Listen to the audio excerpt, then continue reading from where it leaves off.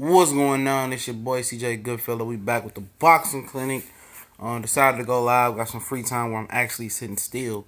So that's always a rare occurrence and shit like that. And the reason that I don't do more face-to-face stuff is I'm constantly moving. So it's easier for me to do the picture thing where it uploads fast. I have a fast mode, like a fast mode on my phone. I upload it fast. And it's easy uploading seconds on YouTube and from my phone. So it's good. So it's good to always get some face-to-face action real quick. I try to balance both of them out somewhat. I try to at least do 10% of facial, views, other than other guys that just, behind the camera. But man, I be looking, man. I be seeing a lot of people got boxing channels, man. And I don't follow everybody because I don't know everybody. But I've been on my own for about a year now. I used to be part of a group. First, I was on my own. I was just doing the Facebook thing, and then some my guys, said let's do the YouTube thing, and we did the YouTube thing. And at first motherfuckers was hating, oh y'all motherfuckers suck, and the same motherfuckers saying that we suck was the same motherfuckers dick riding our videos down the road and stealing our material. And that's how the game go. But I used to be asking like where's these dude prediction videos at? Where's the breakdown? Where's the knowledge? I mean, a lot of guys that I see on YouTube, they don't have no knowledge of the game. They never did it. No knowledge of nothing. It's always about interviews. It's always about asking questions. It's always about breaking news. It's always their thoughts about everything except for what's going on in that square circle. As soon as the fight go off, they put their 2 cents in.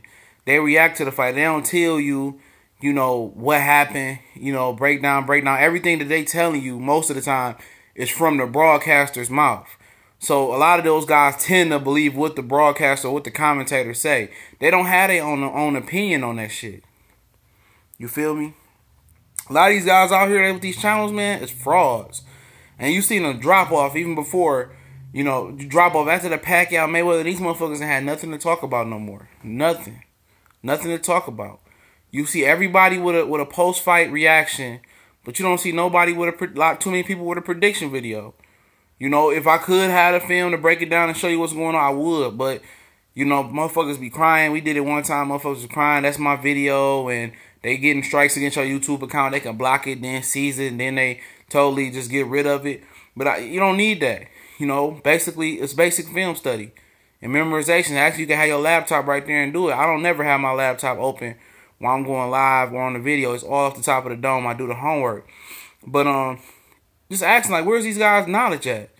You don't hear any knowledge in these dudes' videos. It's all opinionated shit about what they think, what's going on. And then a lot of times, it's motherfuckers that's stealing other motherfuckers' material.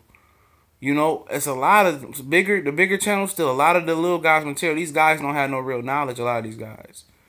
At all. And all they fucking titles is for shock value to give views. They say the craziest shit just for a view. Not with that. You got to have some morals to your channel. A lot of these guys don't have no morals. They don't have no knowledge and no morals. You can be in the boxing gym all day, but what you learning? What do you know? You asking other motherfuckers. That's why I just never was a dude that, looked to get interviews. If it happened, it happened. I was in NYC for the Golovkin Jacobs fight and the Michael Collin and pro debut. Ran into a lot of guys. Talked to Anthony Durrell. Seen Kovalev on the street. Seen a lot of other lower level fighters and mid level coming up fighters. Didn't need an interview. Not that type of guy. I've interviewed Joel Diaz before. I interviewed Austin Trout before. Had plenty of other interviews. Interviewed Devin Alexander. He spent us. And a lot of other guys. I could have hopped on a Peter Quillen interview. Just not my thing. I'm just not enthused to interview too many guys. I don't need it. I don't need those, that. I'd rather just, kick game. I do prediction videos on every major fight that I can get my hands on. Lower level fights, I give you prediction in a review video, a media reaction at the fight, and a review.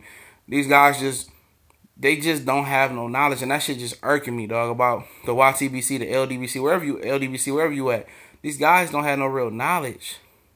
They don't, and it bothers me. Because they got all these subscribers and don't be knowing shit. It's like they like Jim Lampley. You feel me? I'm in on this. They like Jim Lampley. You got a motherfucker to your right, which is Roy Jones, Andre Ward, Bernard Hopkins, is true boxing expert. Then you got a dude from the left who knows a little bit about boxing as well, Max Kellerman. Or whoever sits in. Good knowledge guy. Very knowledgeable guy. Jim Lampley is like the mediator. He's there to mediate what everybody say and say comments. He's wrong so much. He's just like the casual fan that's right in the middle, just to bring a casual voice to the broadcast. And that's what a lot of these guys is. You know, you come around prediction fight, man, it could be the biggest fight of the year. They won't do it.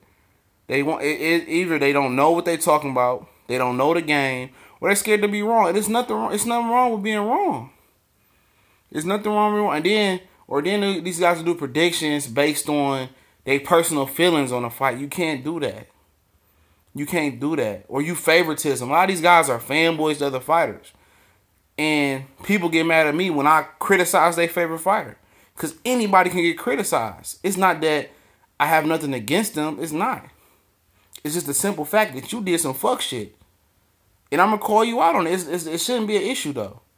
You know, everybody makes mistakes in the game. And when I'm wrong, I'm like, shit, I was fucking wrong. You know, I thought Diaz would get Crawford a better fight than he did. I was wrong. I picked Crawford to win. I'm no fool. But, you know, you're wrong. You know, you come on here, you say you're wrong, and it is what it is. And once you start, you know, accepting your faults as a man, a lot of people respect you outside of real life. So that's why a lot of the guys I think don't do prediction videos. They don't know shit, or they're scared to be wrong. And it's not nothing to be wrong. The dude Dwyer, who predicts fights all the time, basically on his page, the bet fights, he's wrong all the fucking time from what I understand. But he still come on. He's right some of the time, so he still comes on to do his thing. A lot of these channels is based on, you know, breaking news and following drama in boxing. And I do that as well, but I give you the in-depth technical breakdown of boxing, the strategic breakdown of boxing. If I can do a whole page on that, I most definitely would. If boxing came on like every week like NFL, like I break down NFL film and do reviews for that, I would do that as well. You know, but it don't. And you got to pick and choose your battles, which fights you want to break down.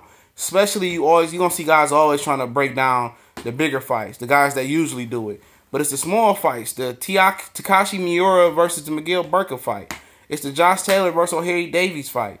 It's fights like that, mid-level fights, you know, not just the Andre Ward versus Sergey Kovalev, you know. And then when they start predicting their fights, there's no real strategy to what they're saying. Excuse me. I'll pick Sergey Kovalev because he's a better puncher. The fuck did that mean? You gotta have a missile to get the bomb there. You feel me? So they're not saying, oh, you know, Andre Ward used to jab or he's in this here. You don't hear none of that. It's a whole bunch of jibber fast talking shit to play with your mind, but you gotta be conscious of what they really saying and how they gonna get to the victory. How they say the man that they got winning gonna get to the victory. So, and then you got guys who waffle in between. I don't know the pick. I'm just gonna say this guy, and then they get back on their reaction video. I told you that motherfucker was gonna win. So you got all types of guys. A lot of these channels, man. A lot of these guys don't know shit about boxing. I'm gonna keep it real with you. They good with the wordplay. They good with the camera, and they good with being able to get around and do shit they gotta do. But as far as, you know, predicting, I guess that's a whole different type of channel. I try to do the news, the prediction, and everything under the sun with boxing. That's why my channel is strictly concentrated on boxing. It's not football, basketball. I do a random video every red moon, not even a blue moon. But a lot of these guys, like E! News, his channel is based on, no offense to Ellie Setback, I love his channel. It's based on, you know, covering boxing. And that's cool. You got strictly dudes that cover boxing, go to the fight. Cool. I have no interest in really doing that. That's not my interest. I don't interest in making a dime off this shit. I just like to have my opinion, and that's how I got started. Just motherfucker. I always had a good opinion in groups or threads, and I was like, shit. Instead of me posting one post about, you know, Costa Zoo, you know, being a great fighter, but he lost to Ricky Hatton, you know, and then sharing it individually in 20 different groups or on 20 different threads, I created a page, and, you know, a lot of people liked my page, and it popped off.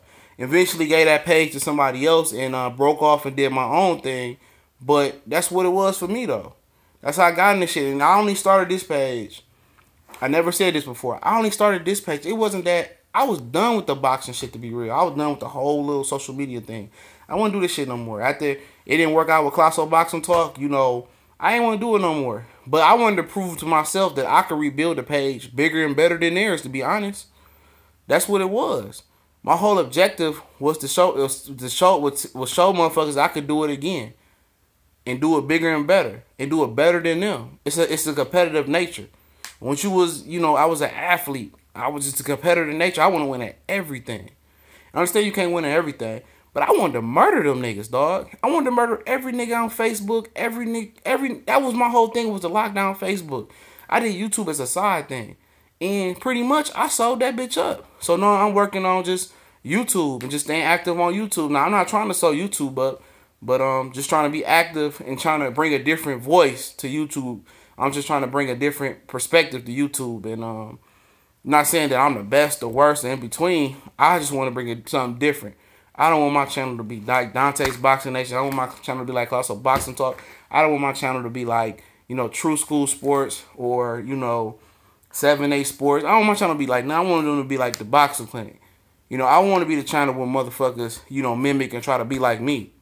That's why I'm no interest in working with motherfuckers. Like, I will collab with people and I do shows and videos or whatever they got going on, but I'm not interested in bringing nobody in to work with me because I got one guy. He's in the UK. He covers the UK, but I'm not interested in bringing motherfuckers to work on my channel. Because I don't want nobody trying to take credit for what I done built. Like I didn't have my mind on building this shit at all.